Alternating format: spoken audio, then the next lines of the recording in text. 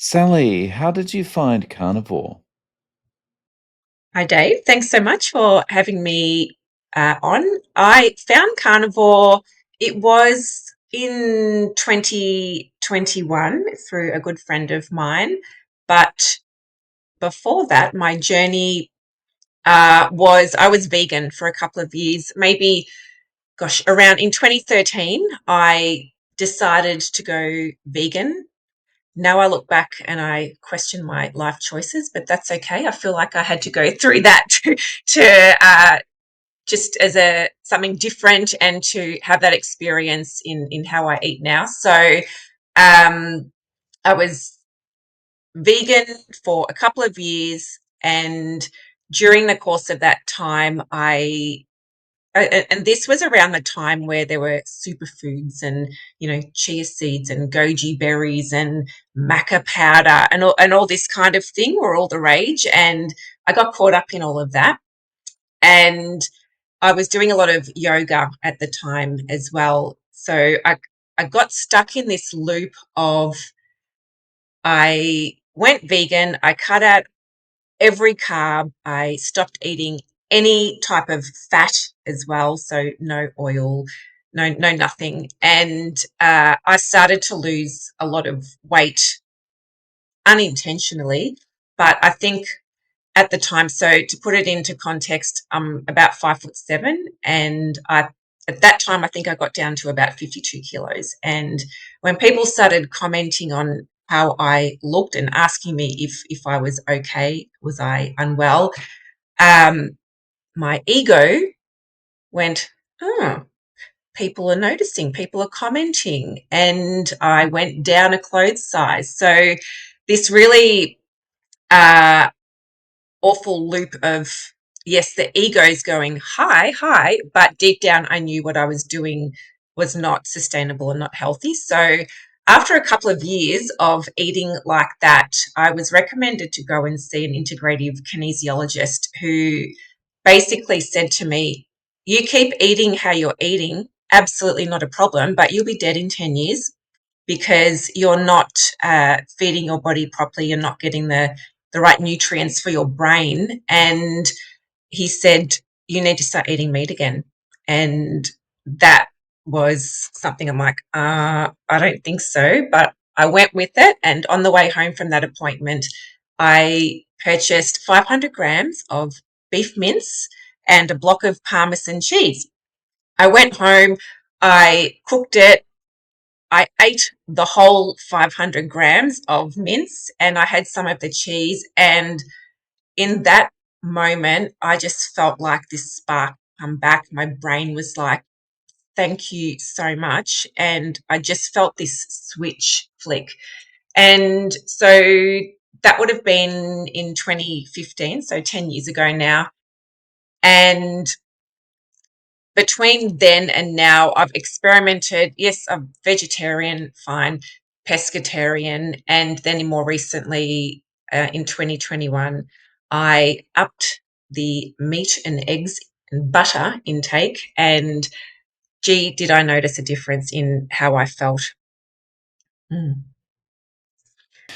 And so since 2021, it's been Yes. carnivore?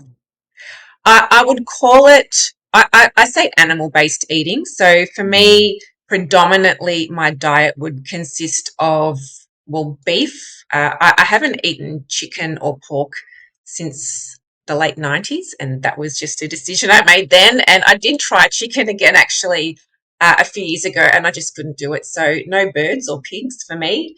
Although, sorry, having said that, no, I occasionally do eat bacon, but definitely not the birds.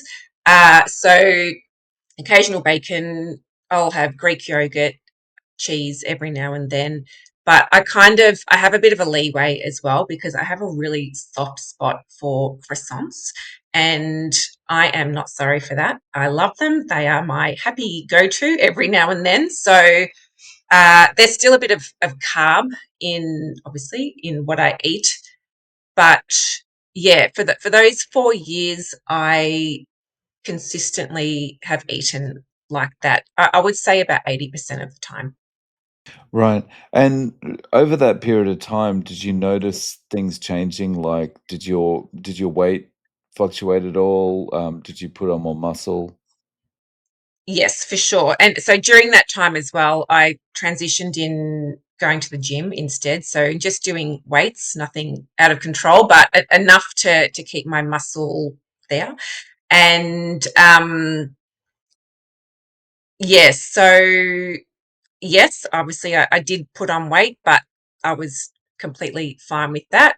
I'm a healthy weight, I think. So, and what I found, there was none of that looping in my mind to go, well, what am I going to eat? How much do I need to eat? Do I need to count my macros? Do I need to count this? For me, it gave me a freedom and flexibility around how I eat, but I'm also a creature of habit. So I'll have the same breakfast every day. I might rotate my dinners between two things. But the planner in me just likes knowing what's coming next. And I don't want to use my brain space to come up with any type of elaborate menu. So for me, there's the freedom in that as well. But digestive wise, when I was vegan, eating all the veggies and the greens and the kales and the spinaches and the all the things that go with that, I just adapted to having a bloated, distended belly where some nights I would look pregnant because my belly was so stretched. But that was just something that I accepted as part of eating like that. And that's one of the really good things about how I eat now. Very, very rarely do I experience any type of gut issues or gut upset. So I've heard a lot of people talk about, when they've been vegan or vegetarian before because they're eating so much spinach and all this kind of thing that they do get that distended belly. Do you think I'm interested to hear about your situation, but more generally as well, do you think that a lot of people just put that down to, oh, this is because of hormones, this is because of aging, this is because of whatever. They don't kind of immediately go to the food.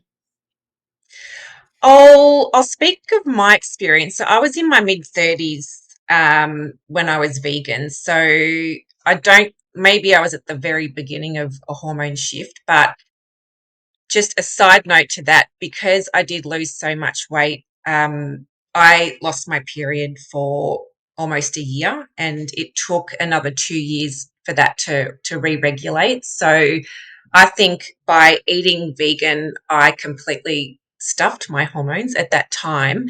That could have played a part, but I don't know. Yeah, I didn't connect the two. I didn't think, well, because I felt like I was eating so healthy and eating all the right things at the time, because that's what our Instagram algorithms, or mine anyway, was showing me all these. That was when people would take photos of their meals all the time and post them. And then I got caught up in that as well. Like I'd post pictures of my smoothies, and I'm like, well, who cares? But I just kind of accepted it and didn't really put too much thought into why my belly would bloat. I'd go, I'm eating healthy, and then I'd just not consider anything any further. Mm, And so a typical day for you after you moved to the carnivore slash animal based, that what would that look like? sure. So burgers for breakfast, and then maybe some eggs as well. Then I really like beef mince, more so than cooking a steak. So I'd quite have quite a mince heavy diet as well. Some days I just eat the 2 meals a day and maybe skip lunch, like have breakfast a little later and then my last meal a little earlier. So then there was eating in a 8 or 9 hour window. Um, but yeah, that, yeah. Right. And so we spoke about a year ago. In that year, have you changed anything up? Have you tried to do anything differently? I have, yes. So maybe a few months ago, I strayed from the path, Dave. I strayed from the path, and it was an intentional decision at the time. So a few months ago, I was told I have osteoarthritis and had a bunch of inflammation in my body. And so then my brain's like, okay, I'm going to research anti-inflammatory diets, and then the Mediterranean diet pops up, and then it's less meat, more veggies. And then again, so I'm like, oh gosh, should I be eating how I'm eating? Should I be cutting back on the meat, and just having a more higher fat diet, lower protein? So for about 2 months, I cut out meat, and I went more to salmon, veggies. I did include rice as well, and yeah, and a bit more veg heavy. And I have to say, like, I'm glad I did that just for a point of comparison. But again, digestive system was completely upset by eating that, and just more upset belly, and just not feeling great overall. And so after a couple of months, so this is maybe only a month ago, I decided to change back to eating more animal based, where breakfast for me now is 4 eggs and a bit of avocado. I might have burgers for lunch and then some salmon for dinner. And just I'm having a bit of zucchini as well. Just, I don't know, adding in a little bit of carb. I do feel okay eating some carbs, and again, it's trial and error and just testing it out and seeing how I feel. But the main thing for me is my digestive system is so much happier now, and I feel like with my weights that I do, I'm building more muscle back up as well. So it was a little sidestep that I took, but I do feel better. Yes, definitely eating more animal based again. And do you feel that, I guess you went off the path for a couple of months. Do you feel Mm, like it's probably a good experiment because yeah. the end of the day, you've got to have a point of comparison to go, you know what? Well, I do feel better this way. I'm gonna continue eating with the burgers, the eggs, the avocado, whatever, rather than go back to the rice. 100%. And the rice, I probably ate that for about 4 to 6 weeks. And yeah, I, I don't need it. I've realized it's like I do not need to eat the rice. So stop buying it. Don't cook it. You don't need it. And I don't feel like that was adding anything to my life anyway. But a funny story about changing my eating was because I'm at my butcher's every Saturday morning, and then I stopped going all of a sudden. I felt like I had to pop in and just let them know that I was okay. I'm like, I'm still alive. I'm here. It's okay. I'm just letting you know I've stopped eating meat for a bit, and I'll probably be back. So, and ultimately, yes, I'm back there now every Saturday morning. So, and just, I don't shop or buy meat from supermarkets. That's just something that I decided. And again, having had that comparison. So for me, just spending that few dollars extra, and I know that I'm getting high quality grass fed meat and, beautiful eggs as well, is I feel like an investment in myself. So that's something that I'm prepared to do. And yeah, I feel a lot better. So when you going back to like 2013 when you were going through that vegan part of your life, um, did you feel like you would eat more than you do now in as far as you would eat and maybe feel hungrier sooner? It's a really interesting question. I feel like I ate a lot less, but I just got used to allowing myself to feel hungry. Because again, once my ego took over at that time, and clothes were fitting differently, and I was getting comments from people. And this was all, this is all external stuff as well. And I potentially used that to then face what was actually going on with me at that time. Um, Pardon me. I, yeah, it was just a really interesting, because I was eating less, losing the weight, but it was this vicious cycle that I found myself in.